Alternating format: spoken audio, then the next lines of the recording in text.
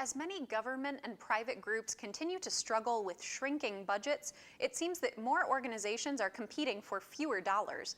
Many nonprofits rely on grants to keep their programs running, but applying for those funds is often a complex and time-consuming process. I recently spoke with an Indianapolis-based data expert who says knowing how and when to use the right statistics can be a game changer. Emily Krauser is the data program manager for the Indiana Youth Institute. She says knowing how to use data can be critical for service organizations. One of the main trends that's been happening in terms of grant making over the last few years is a real focus on ensuring that the programs that they fund are showing impact on the people that they serve.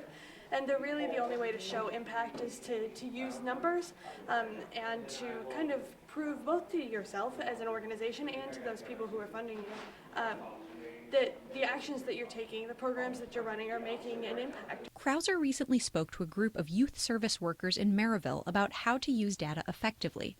Krauser says data should be used to back up a general statement whenever possible. She also reminds people to explain why the numbers matter. Making comparisons can give context, such as comparing county or state data to national data.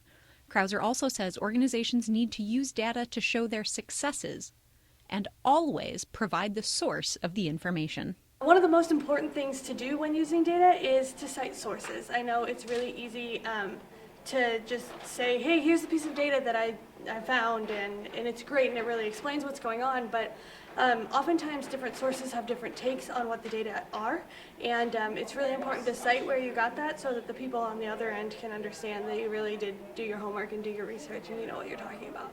Krauser's final tip: when all else fails, consult an expert. Those who work to collect the data can often explain the information more clearly. Data is particularly good at showing the impact that people have on the kids that they're serving because it is something that is translatable across different locations and across different times. So using data, you can really tell a story that isn't just about the here and now and here's the story about what's happening, but it's also relatable when someone might look back on it on 5 or 10 years down the road. For more of Emily's tips on using data effectively, visit the Data and Research page on the Indiana Youth Institute website, iyy.org.